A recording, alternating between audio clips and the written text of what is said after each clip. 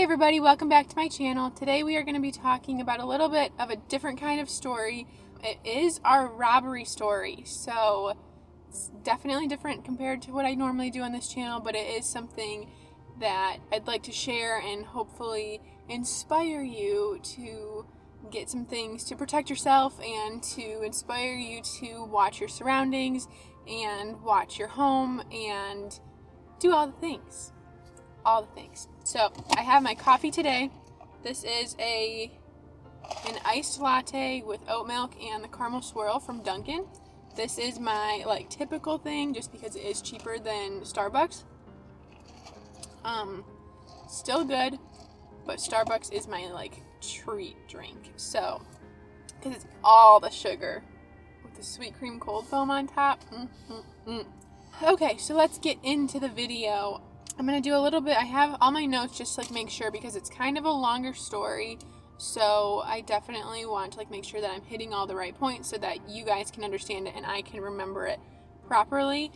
This did happen a year ago. So it happened in August of 2021. So now it's September of 2021. So it's just over a year ago.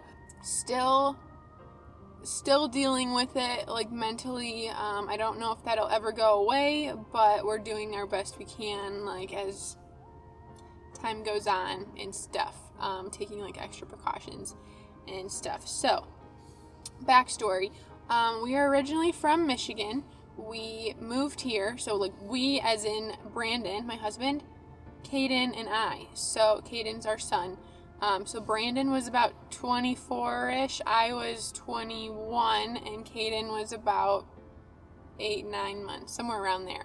So when we moved down here, we moved just for a job opportunity to get to the Texas weather and get away from the Michigan weather. So it was definitely a huge move, 1,700 miles with no family, no friends, nobody that we're going down here for and to help and help us or whatever, nobody. So we were definitely taking a huge leap of faith, definitely following our hearts and what they wanted. So we moved down to Texas all by ourselves. We eventually, when we were thinking, we got the job opportunity, and then when we were thinking about moving down here, we made a Mother's Day weekend trip down to Texas, rented a car, got a hotel, and kind of just drove around, experienced all of the things, really. We had no idea where we were going when we were driving around or what was a good or bad location. It all just looked so good and bright. The sun was shining. I remember we walked out of the airport and it was just heat, just blasting on us. And in Michigan, we had left 40-degree weather. So we're oh my gosh, this is so great. Everything's great in Dallas and everything's safe, and just a little bit more naive than I'd like to admit. So we ended up choosing an apartment complex that we thought was in a really good area. There were huge houses one way, north, and then there was a little bit more of a city area south. So it was grocery stores and gas stations and whatever. So we're okay, we're kind of in the middle of those two things, and we're okay, it's a gated community, a gate around the entire perimeter. You have to have a little key card to get in. We drove around it. There were it looked good. It looked bright. It looked safe. It didn't make us feel any sort of way besides good. So there's that. We went home after that weekend trip and packed up all our things, did all of the apartment and lease documentation, whatever, and made our way down to Dallas about 15 days later. I remember it was May 13th or 12th or something was Mother's Day, and then we moved May 24th, I think. So it was a big move. It was a fast move. We were just rolling really quick after that. So I'm going to kind of tell you guys a little bit about my day. So I'm a stay-at-home mom. So we woke up for our day just like normal. We ate breakfast. Caden took his first nap, and then it was time for our play date. So we ended up going to our play date, which was about 20 or 30 minutes away, and just like normal. We were there for like maybe 2 hours, 2.5 hours, and it was great. It's awesome. Nothing weird, nothing out of the ordinary. I didn't feel anything weird. And then we go home. I stop at Starbucks and get a coffee, and because it was just like a fun little day, and I was like excited and whatever. And I go home, and I'll kind of give you a little like on like the doors at our apartment complex. So the doors like into our apartment, there's a normal like handle, and then above that is a deadbolt that I unlock like with my key, and then above that is another deadbolt, but you can only lock and unlock it from the inside. Okay, so on the outside there's like this like magnetic circle thing that the apartment complex like employees can like swipe or something, and then it unlocks the deadbolt. So it's like 2 deadbolts, but only the one can unlock and lock from the inside. So with that being said, I came home just like normal with Caden in his infant carrier, because he was, again, that little. And I went to unlock the door, and it like wouldn't budge. So I unlocked the last, like the bottom deadbolt, and it wouldn't budge like at all. And then I like tried to like turn it a little bit more and like put some like shoulder weight into it, and it still would not budge. And at that point I was like, something is not right. Like, what is not right? Like, this is not right.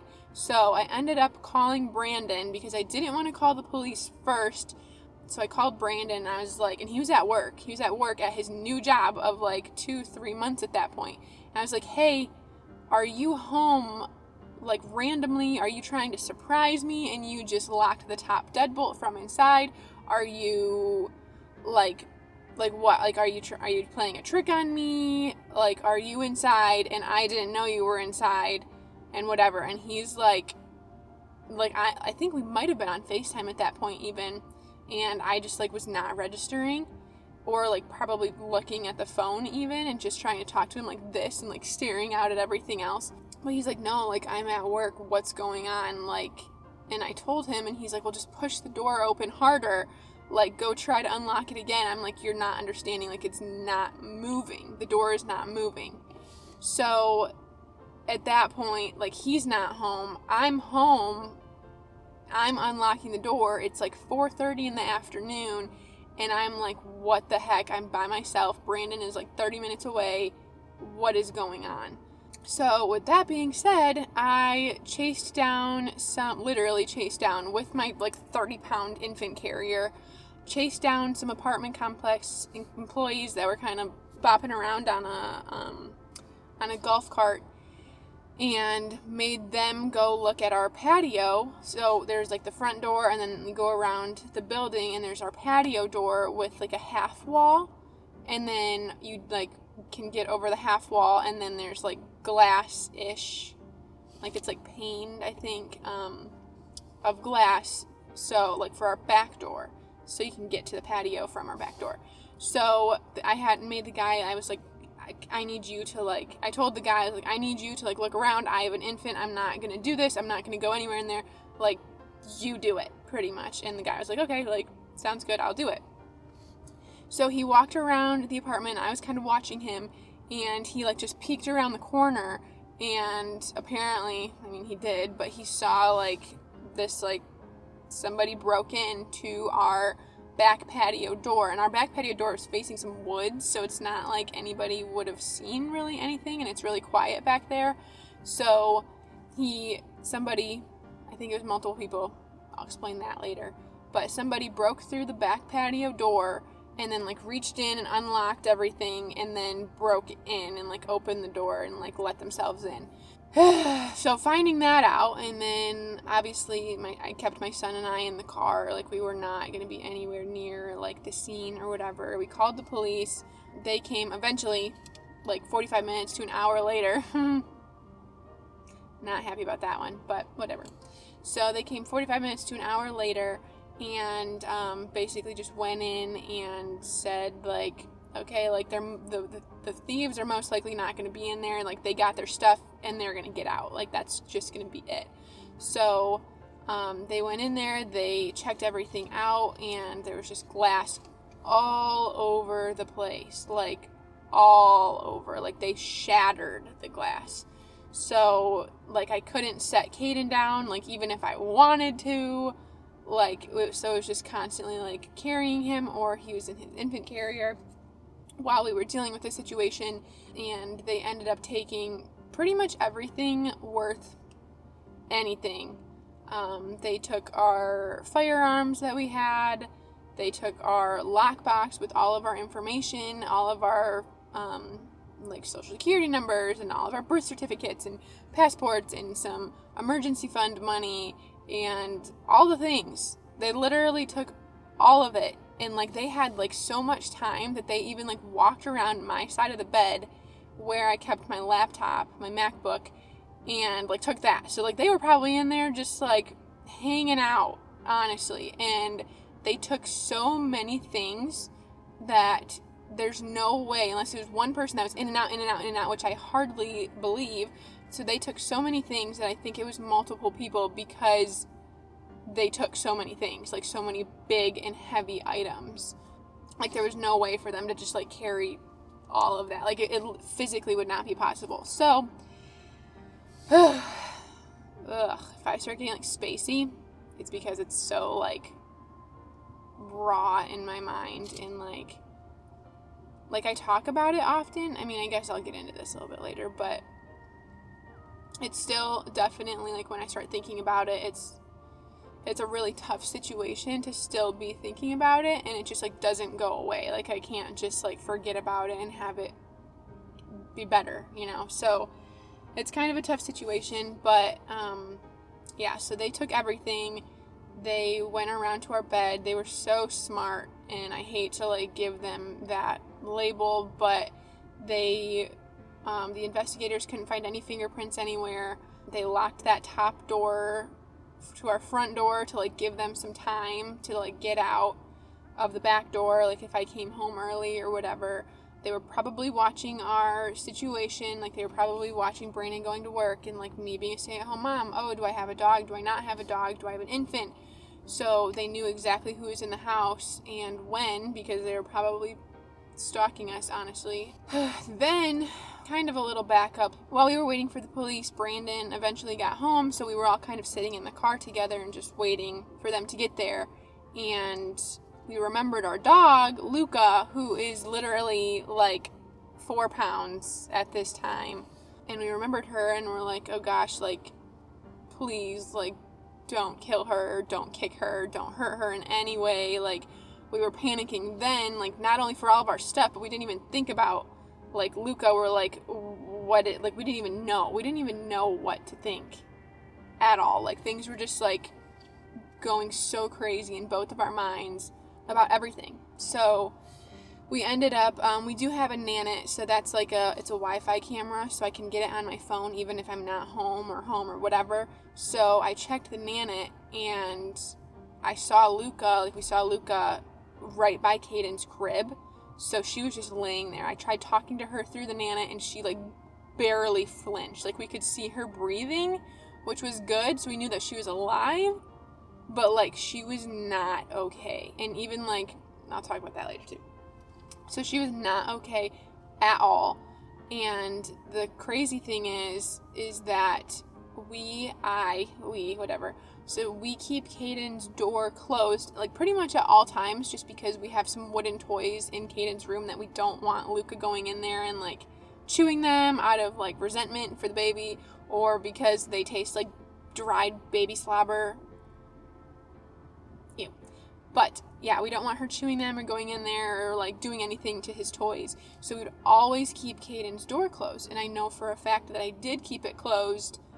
And so our robbers went in, opened the door, let Luca in, and then closed the door and like locked Luca into Caden's room. And then we saw the baby on the baby monitor, and they were so smart. They probably saw the baby monitor and just like didn't go in there, because I checked the baby monitor and like the motions and sounds, and like there was nothing in like the activity that the baby monitor would usually give to us. So Luca ended up being completely fine physically.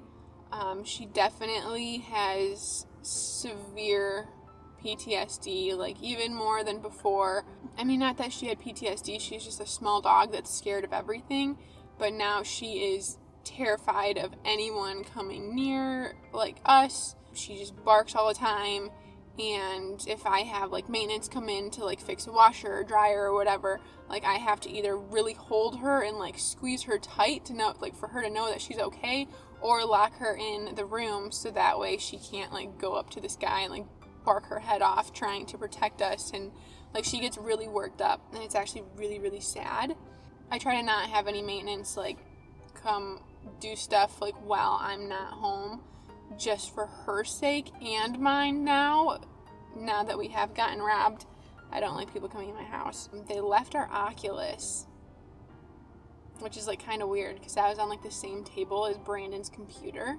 If you don't know what an Oculus is, it's like a VR headset. So it goes over your eyes, and then you have like the things and you can play the games. Anyways, so after the police came and left, we were obviously in an apartment with a glass door that was shattered, so we like did not obviously feel safe staying the night in there or anything. So we went and stayed at a hotel, but before we did that, our neighbor, our little elderly old neighbor, she actually she actually saw one of the men, or the man, whatever, and she actually gave us a description. Like she talked to him, and she opened the door, and he was like pounding at our door, and she's like, hello, like what are you doing?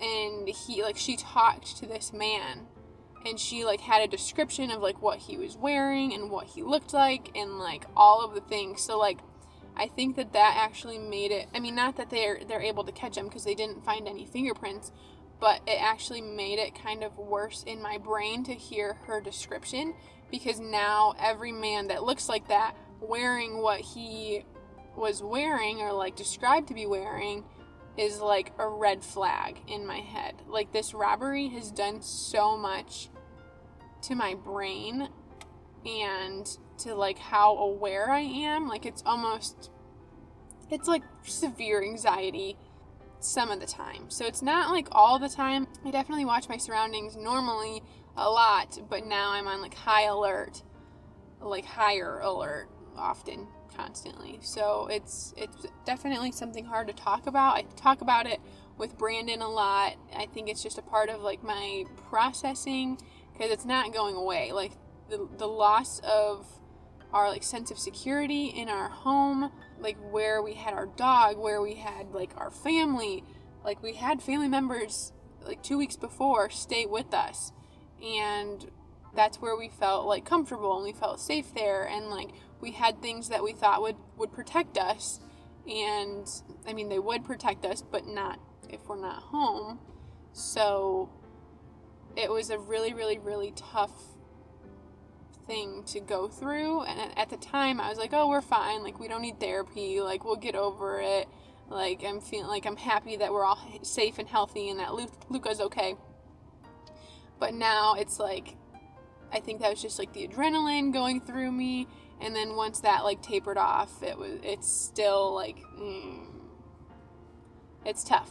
It's really tough, but we're getting through it slowly. After the robbery, like post-robbery, thankfully, my mother-in-law just got on a plane like so fast. Like Brandon stayed home from work until my mother-in-law was there, and my mother-in-law just like flew right to me because Brandon needed to go to work just like normal, like that next week, and I was going to be home in that apartment. I mean, the door was now fixed at this point, but I was going to be home with my 8-month-old by myself all day long to like stare out the windows and make sure that nobody's like looking in or going to come in. Like I felt so vulnerable, and like now anybody can just come in. Everybody just knows how our apartment's set up, where our furniture is, like where we keep things, whatever.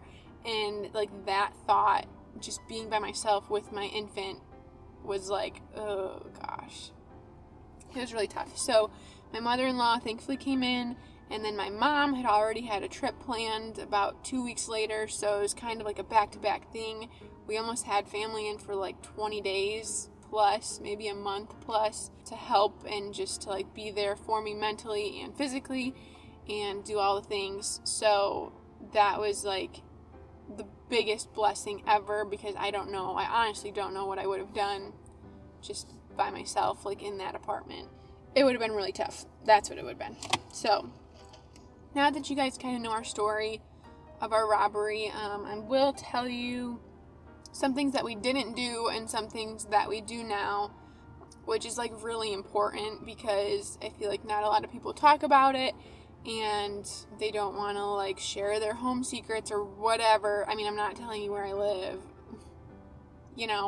but I'm telling you what I do and like good ideas and the things that help me get a little bit more of a peace of mind, like when I'm by myself with our boys or just with our family or at home by myself. So originally, before the robbery, we did not have any kind of cameras on the outside. We did not have any window alarms or door alarms. It was just our firearms that we had on the inside, and obviously those did not work because we weren't home and they got stolen. So it didn't go well. Originally, we didn't have any kind of cameras around our apartment again. Like, I think it might have just been us being naive. Maybe we didn't want to spend the money. Maybe we just didn't feel a need for it. And like, that's the thing, is like, you don't know you need it until you need it. And then like, you need it like so bad and you're like, why was I so stupid? So now we actually have Ring cameras. We're getting some like window alarms. We have some like home defense things like firearms, all of the things that we were missing, thankfully. I might link this in the description or I might put a picture up, but we did invest in some pepper spray or pepper gel on Amazon. They're like little containers. We have a bunch of them just around our house, not in children's reach at all, but around our apartment. So those are for our home pepper sprays, and then we also have pepper spray keychains. So those are really good for when you're out and about. For when I'm by myself with my kiddos, just gives me something to know that I do have on me to protect me and my family for a few extra seconds and all the things. So I think that's pretty much it with what we're doing differently. So how am I a year later? I mean, I kind of went into this a little bit before, but a year later, we moved out of that apartment, so it definitely, like, I don't have that like connection as like that same connection as before, because we are out of that apartment. We're at a different location now. So now that we're at a different location, it's different. So it's not the same in my head, and like I feel like semi like more safe. I don't think that like fear or like that thought or that description of the man or one of the men like will ever like leave my head, just because of how traumatic the situation was for me. Unfortunately, I was the one that got the brunt of it. Brandon was at work, so I think it definitely affects me more. I don't know if that was just because I was the one that was there and experienced all of it and he wasn't, or if he just has a different way of processing, or if he's just more like realistic, like, okay, like we upped our security and now we're gonna feel more safe and whatever. Like, I'm not sure what the difference is of my processing versus his, but it has made me a lot more aware of my surroundings. I already have been way too aware of my surroundings, almost to the point of it's kind of obnoxious and overly suspicious of different situations that happen. But now I'm very exceptionally aware, especially with my two kiddos. So I don't know, it's just like, it's changed my mentality a lot. Like, you don't think it's gonna happen to you until it does. and it's scary, you know. Like I still talk about it with Brandon pretty often, just because I think that that's like my coping mechanism, is to talk about it and to just like randomly bring it up. It was a year ago, so maybe I'll update you guys in like 5 years or 4 years from now and give you a whole how I'm doing, how it's affected us, like what we're doing even more, or whatever, less in the future. But yeah, so that's our story. I hope it doesn't happen to anyone out there. Like, I don't wish it upon anybody. It was a horribly traumatic situation, and I'm glad that it's over with. I'm not glad that it happened, but I'm glad that it made us more prepared now and gave us a little kick in the pants for things that we can do in the future, and like to not trust everything, even though it's bright and sunny and 90,000 degrees here and wonderful. It doesn't always mean that it's 100% safe, or that people are 100% well-intentioned or good people. Yeah, that is our robbery story.